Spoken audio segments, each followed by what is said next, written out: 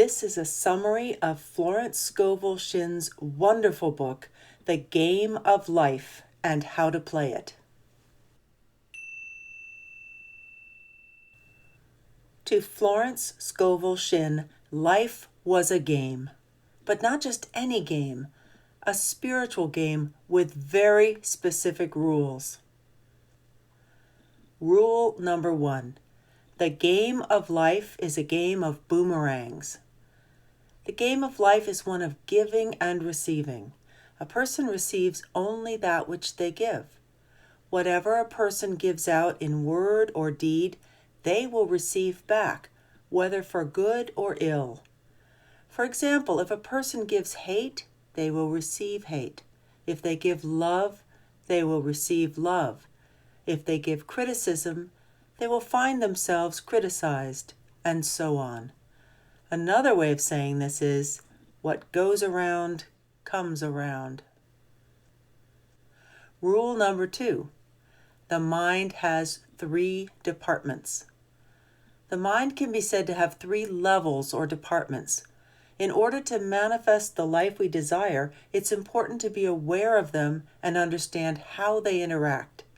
These 3 departments are the conscious mind, the subconscious mind, and the superconscious mind.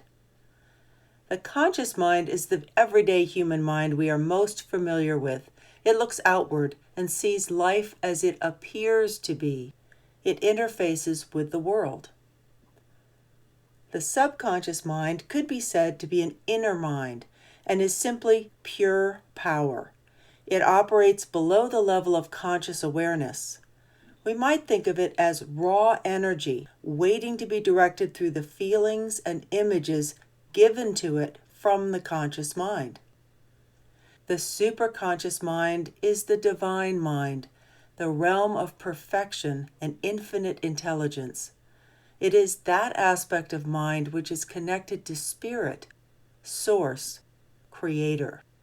We can think of this as the part of mind that is always looking upward toward the divine. When we are living in balance, we allow inspiration to come from our divine mind to inform the choices we make with our conscious mind, which are then impressed upon our subconscious mind. The subconscious mind then organizes the energies and synchronicities to bring these choices about. That's the way it works ideally. Where we run into trouble is when we ignore inspiration from the divine mind. We don't pay attention to where our conscious awareness is actually spending its time, and we inadvertently create mixed results in our lives because we impress negative feelings and thoughts or a mishmash of inarticulated desires to our subconscious mind. Rule number 3, consciously choose what you desire to experience. Choice lies in the realm of the conscious mind. There's always plenty of good on a person's path, but it can only be brought into manifestation or activated through desire and the spoken word. God or divine spirit, creator, wants you to have everything you truly desire in life. But because of the law of free will, it is up to you to make the first move. You must consciously choose it. Most of us carry on in life without realizing the tremendous power of choice we've been given, and we don't use it. We operate by default, falling into habitual patterns without really making conscious choices every day about who we wish to be and how we want our world to be. We react to what shows up in the external world rather than choosing consciously the elements of the life we would prefer. Rule number 4. Imagination plays a huge role. Our imagination affects the realm of the subconscious mind. This means that whatever we imagine on a regular basis, sooner or later becomes externalized. Why is this? Because what we focus on becomes impressed on the subconscious mind. which then goes about dutifully bringing that into manifestation for us. We might think of it as bringing, in a sense, the predominant flavor of our thoughts and beliefs into reality. This is great if we think and imagine positively and constructively most of the time. It's not so great if we harbor negative thoughts and images about ourselves and the world, or we spend too much time imagining disasters or worrying about possible setbacks or disruptions. All of these pictures get fed to the subconscious mind, which works to bring all of them about. Why? Because the subconscious mind follows our attention. What we focus on is how we communicate with our subconscious mind, and it takes it as a directive. Our conscious attention is the only way the subconscious can know what we desire. Therefore, if our attention is all over the place, or if it is primarily on worries and the possibility of negative outcomes, the subconscious mind turns its energy toward those, as if our attention were the steering wheel for the subconscious mind. How do we get out of this negative cycle then? Rule number 5, seek first the realm of divine mind. This is the realm of the superconscious mind. We need to seek first the realm of divine mind, and everything else will fall into place. This is also called divine pattern. What we desire is already registered in divine mind, our superconscious mind, and will come through us, not to us. This is an important distinction. We generally believe that things, events, and people come to us because it appears that way in the outer world. What is really happening is that the energy we allow to flow through us, through our attention, is what creates the circumstances of our outer world. When we allow divine energy and rightness to flow through us in clarity and congruence, it creates an outer experience that is in alignment with our own divine plan. When our subconscious is flooded with the perfect ideas of our superconscious, we become one with the divine. We are one with the realm of perfect ideas, and these are then empowered to manifest outwardly. So, firstly, ask for divine guidance and vision. And when you make a choice for a better life, ask that whatever comes be in alignment with your highest good and the highest good of all. Rule number 6, see your desires clearly.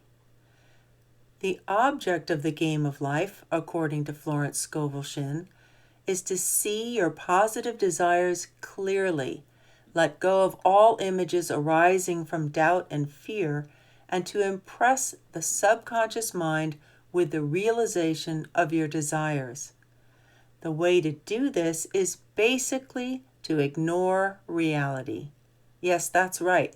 Choose what you wish to create and then feel as if you have already received it.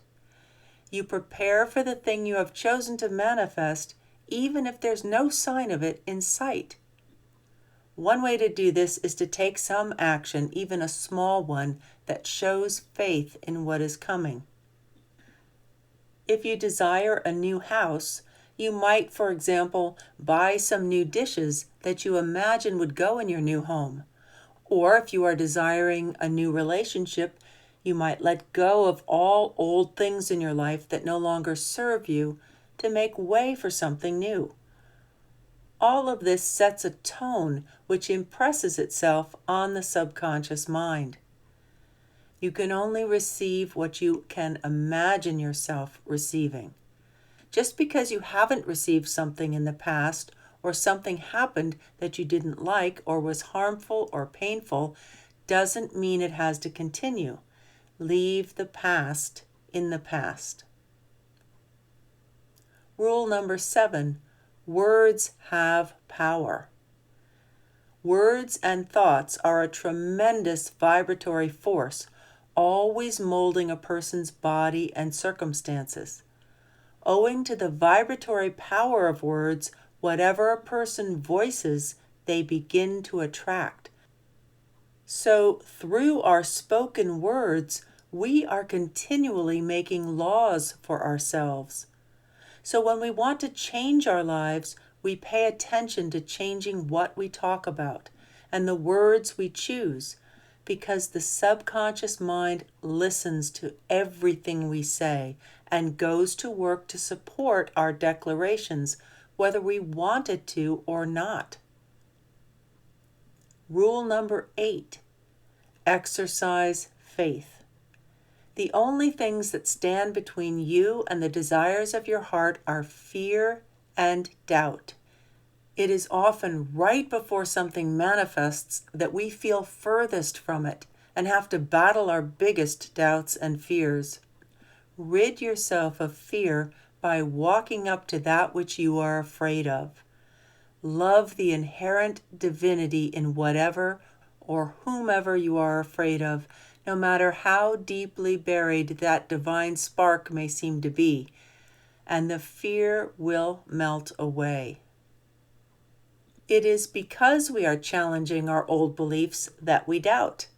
They've been with us for a while, and they've proven themselves true because our subconscious has been bringing them into manifestation. This is the time to hold the vision strong and make a conscious choice to believe that things will work out for the best. This is where faith comes in. Faith in life, faith in our right to choose what we desire, faith in the divine. Rule number 9: be filled with goodwill toward all. All ills come from a violation of the law of love. Ask to be filled with love and goodwill toward people who irritate you. Have no enemies, but bless everyone, including yourself. Speak ill of no one and criticize no one. Criticism and hatred settle in the tissues of the body as illness and inharmonious conditions. Forgive everyone, because ill will harms you. It will lead to more disharmony in your body and circumstances. As within, so without. Shinn writes, goodwill produces a great aura of protection about the one who sends it. Love and goodwill destroy the enemies within oneself. Therefore, one has no enemies on the external. There is peace on earth for those who send goodwill to all. Rule number 10: non-resistance is key. Don't fight reality. Allow it to flow around you. Consider baptizing events as they appear before you. Instead of judging them as troublesome, baptize them as a blessing, and they will have no choice but to rearrange themselves to benefit you and others. What you resist will run after you and plague you.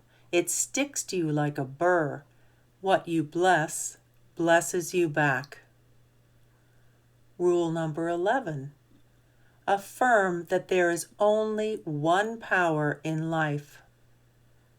There is only one true power in life, the divine power.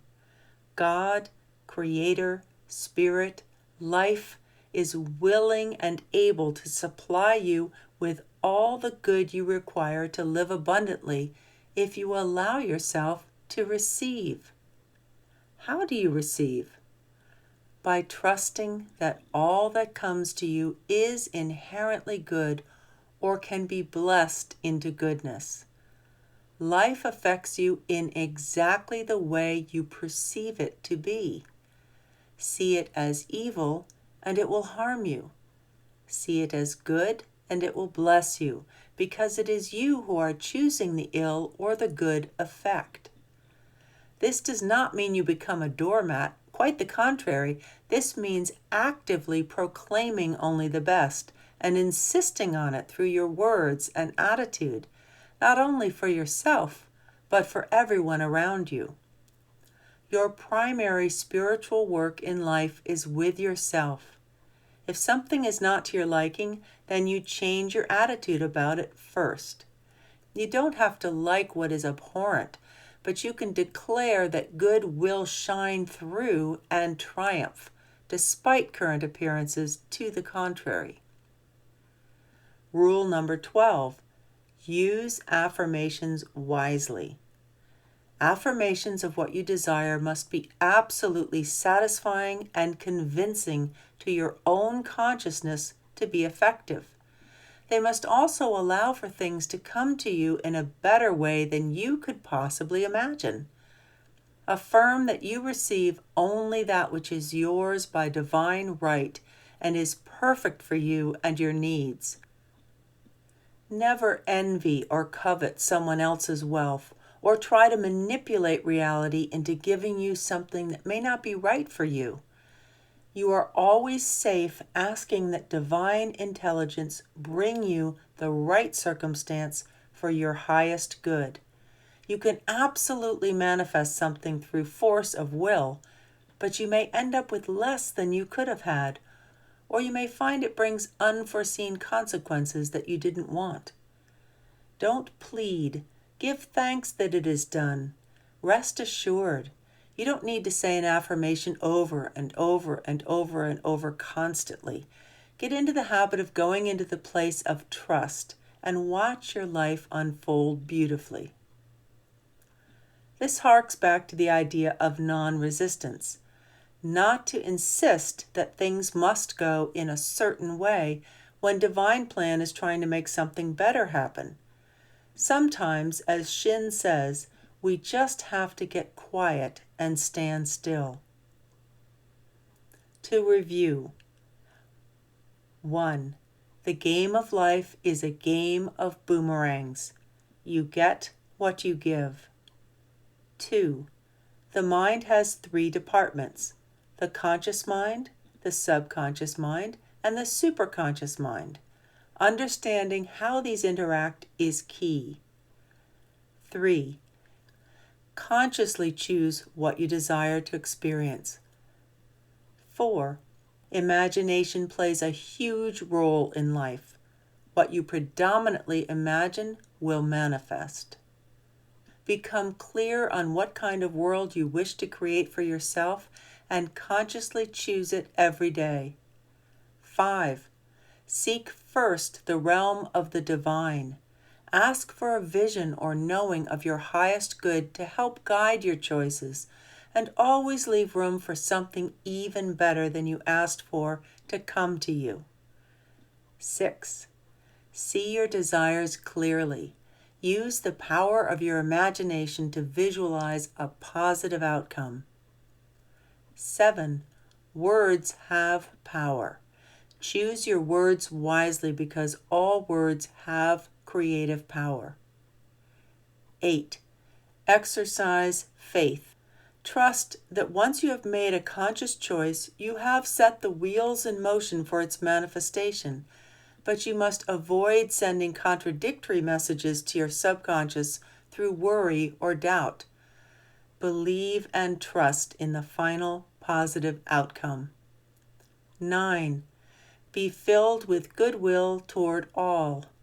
Harboring resentment or unforgiveness will block your good from coming to you because your channels are clogged. Clear your negative emotions, bless everyone and everything, and good will flow toward you. 10. Non-resistance is key. Don't try to force things to go in a certain way, and don't fight circumstances. Bless them and allow them to shift through your positive attention. 11. Affirm that there is only one power. Life wants to flow good to you if you let it. Difficulties come from a belief in the absence of good, but that absence has no true creative power.